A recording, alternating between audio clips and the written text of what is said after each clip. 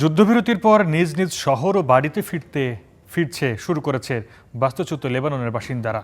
কেউ বাড়ি ফিরে দেখছেন ইসরায়েলি হামলার ক্ষতচিহ্ন, আবার কারো শঙ্কা এলাকায় ফিরে নিজের বাড়ি অক্ষত পাবেন কিনা।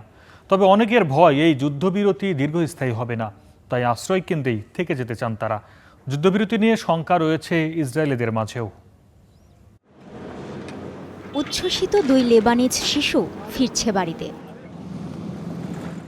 যুদ্ধবিরতির পর ইসরায়েলি বোমায় বিধ্বস্ত সড়ক আর সেতু পাড়ি দিয়ে ঘরে ফিরছেন বাস্তুচ্যুতরা। হামলার সময় নিজ এলাকা তাইরি থেকে মাউন্ট লেবাননের কাউফাউন্ড শহরে আশ্রয় নেন আলাদ হালাবি। প্রায় 1.5 মাস পর বাড়ি ফিরে দেখলেন তার চেনা পরিচিত এলাকাটি এখন ধ্বংসস্তূপ। আমাদের এলাকায় ইসরায়েলিরা ব্যাপক ধ্বংসযজ্ঞ চালিয়েছে। আপনি দেখেছেন তারা কি করেছে। তারা কিছুই বাকি রাখেনি, সব ধ্বংস করে ফেলেছে।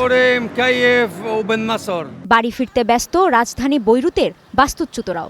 খোলা রাস্তায় আশ্রয় নেয়া আহমেদ মোশেকের পরিবার এখন নিজ বাড়িতে ফেরার প্রস্তুতি নিচ্ছেন। তবে রয়েছে শঙ্কাও।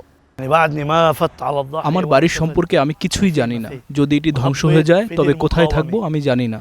তবে আমরা সম্পদের পরোয়া করি না, আমরা চাই মর্যাদা ও সম্মান। তবে বাড়ি ফেরার যাত্রা সবার জন্য সহজ নয়। ইসরায়েলি বাহিনীর গুড়িয়ে দেয়া দক্ষিণ লেবাননের লিটানি সেতুর ওপারে আশ্রয় নেয়া বাস্তুচ্যুতদের বাড়ি ফিরতে হচ্ছে পায়ে হেঁটেই। ধ্বংসস্তূপে পরিণত হওয়া এলাকায় অনেকে ফিরতে শুরু করলেও নিজ ভিটে মাটিতে ফিরতে রাজি নন 62 বছর বয়সী কদর মৌজান্নার। তার ভয় এমন অস্থায়ী ও ভঙ্গুর যুদ্ধবিরতি ভেঙে গেলেই আবারও ভয়াবহ হামলা চালাবে দখলদার ইসরায়েল। এই আশ্রয়কেন্দ্র ছেড়ে যেতে ভয় পাচ্ছি আমরা, যদি আবার কিছু ঘটে। যুদ্ধের শুরুতে আমরা যে অনিশ্চয়তা ও ভয়ের মধ্যে দিয়ে গেছি তা আবার সহ্য করার সাহস আমাদের নেই। এদিকে যুদ্ধবিরতি নিয়ে সন্দিহান ইসরায়েলের বাসিন্দারাও। সত্যি বলতে লিকুদ পার্টির সদস্য হিসেবে আমি এই যুদ্ধবিরতিতে খুবই হতাশ। আমাদের কাছে এটাই স্পষ্ট যে এটি দীর্ঘস্থায়ী হবে না। 10 দিনের এই যুদ্ধবিরতি নিয়ে সন্দেহ প্রকাশ করেছেন বিশেষজ্ঞরাও।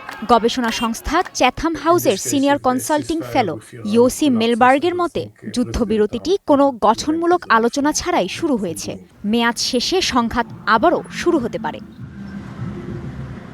কাজী শাহরিন, স্টার নিউজ।